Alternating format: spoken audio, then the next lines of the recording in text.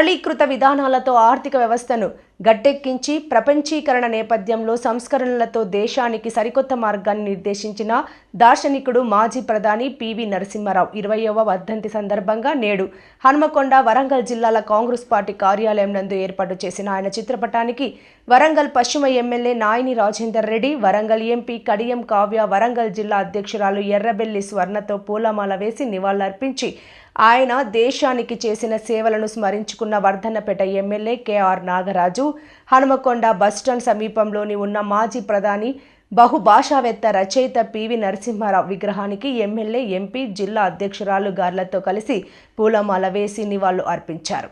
ఈ సందర్భంగా ఎమ్మెల్యేలు కెఆర్ నాగరాజు, నాయిని రాజేందర్ రెడ్డి మాట్లాడుతూ, ఒక న్యాయవాది భారతదేశానికి 9వ ప్రధానమంత్రిగా 1991 నుంచి 1996 దాకా పనిచేశాడు. ఈయన బహుభాషావేత్త, రచయిత కూడా. ఈ పదవిని అధిష్ఠించిన మొదటి దాక్షాయత్యుడు ఒకే ఒక తెలుగువాడు. భారత ఆర్థిక వ్యవస్థల్లో విప్లవాత్మకమైన సంస్కరణలకు బీజం వేసి కుంటుతున్న వ్యవస్థను